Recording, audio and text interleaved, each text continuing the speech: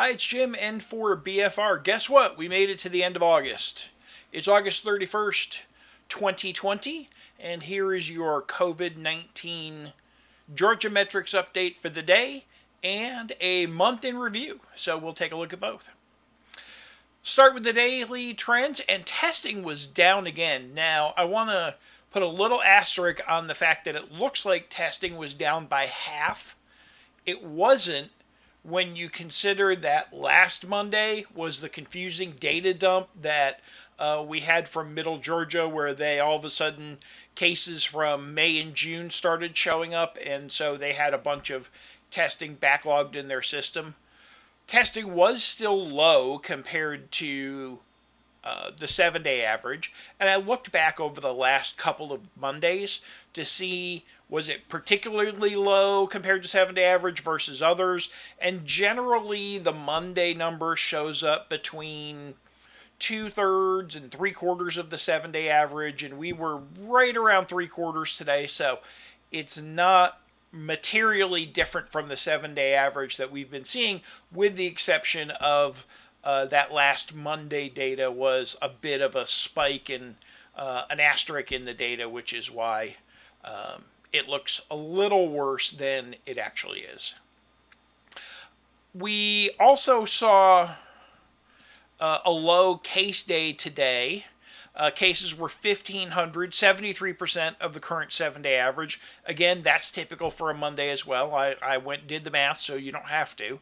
The positive rate was 9.3%, and as I mentioned over the weekend, because we had some positive rates late last week in the 10, 11, 12% range, and we had this artificially high number of tests and low case number from last Monday because of that bad data, it looked like we had fallen below the 10% 7-day average and out of the red zone. We did fall below it, but with the higher percentage of positive tests coming at the end of last week, we've now crept back up, and the 7-day average for tests is at, for positive tests is 7.3%. So we are now back up into the red zone as of today. So welcome back to red on the stoplight there. Let's see, fatalities, 28 deaths, up 4 from last week. Our 7-day average is still at 68, which is pretty high. It's, kind of on par with that peak week that we had a couple of weeks ago. I don't see any indication that this is going to change materially over the next few weeks, given where cases have been and just the rate of change we've seen on this one. So that is where we're at. New hospitalizations dropped dropped 24 last week, now at only 32. Typical low Monday. We'll see that come back up, but the good news is I think we'll continue to see that trend to be flat to slightly down for the week. And active hospitalizations, we're going to start September below 2,000. Oh, hello, Lester. There comes the cattail. There you go. Lester, say hello. Hang on. Yeah, you're going to come up here. You got to say hello. Hello, Lester. This is the oldest cat we have. He's 14 years old. He's Lester. And he got to eat, so now he's going to be happy today. Okay, where was I? Oh yeah, active hospitalizations. We are down to below 2,000. Nice place to be. Hopefully that continues to trickle down. When we were looking at the May-June range, we were sitting at about 1,000 active hospitalizations at any one time. So I think that's the ballpark we want to see ourselves end up back in.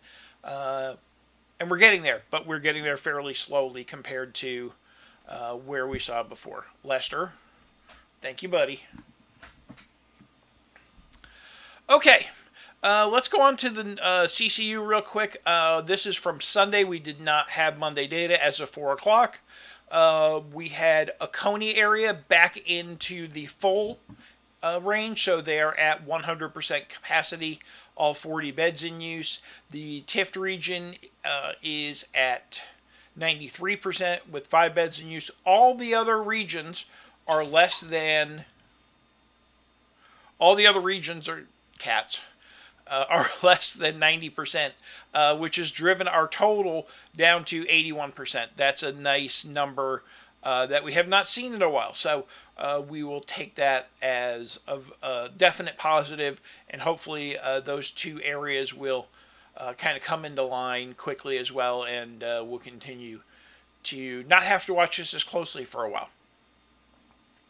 Moving on, I want to get into the new monthly chart. I am really kind of a fan of being able to look at the data aggregated in a little bit stronger fashion. I think sometimes the daily number chase is hard to see the trends, and when you get more data and can group it up better, you can see some different trends. That's why I try to do a weekly report and a total pandemic report, and now doing this monthly month-end report as well.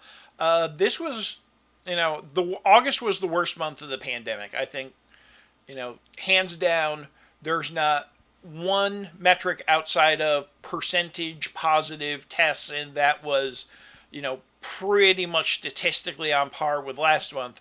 That we could point to and say, wow, look, this was better than July. And we had this end of June pickup. July was the ramp. We hit the peak in August. We're coming down off the peak, not as fast as we hit it, but that's why we're seeing our numbers so elevated for August. If we take a look at the monthly deaths reported as well, 3,600. I think that's going to carry over into September. I feel like September will be a higher death rate month than July, based on what we're seeing right now and what we're seeing in the trends, given where cases were and the lag that we're seeing behind that. The other piece that I wanted to show, and I think this is a good place to look at it, is monthly mortality rate. So a lot of people kind of hung their hats in July on the fact that, yes, but fewer people are dying because look at all these cases and fewer people are dying. This is a bad way to say it, but it was really those people hadn't died yet. And we saw the rebound of that in the monthly mortality rate in August. August came up and kind of bit us a little bit, and I wouldn't be surprised if we see a September number that comes in sort of on par with the July number with the June number, which was 3.12%. So I think that we're going to see. It's hard to say what we're going to see on cases because of Labor Day and see how people react. Ask me in a week, and I'll have a better feel for you. But I think, not considering Labor Day and what happens there, if we were just looking at pure no other things changing the trends, I think we would see the mortality rate in September with fewer cases than July likely, and more deaths than certainly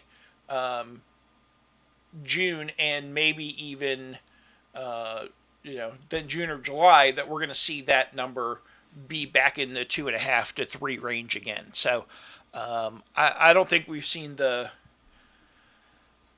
stabilization of deaths much like we've kind of seen some of the other metrics stabilize a little bit. So that's my takeaway right now. All right, I'd definitely like some feedback on this new monthly total, if there's something you'd like to see in here, or if there was something that you think we could see differently. Please let me know. Reddit thread is the best place to do that. I will link that below so you can find it quickly and make your comments there.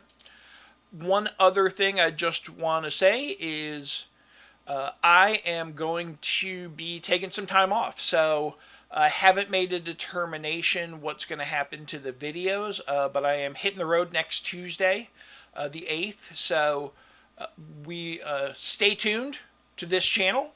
Same bat time, same bat channel. There will be some kind of update somewhere. They might just be text updates, or maybe they'll just be every other day.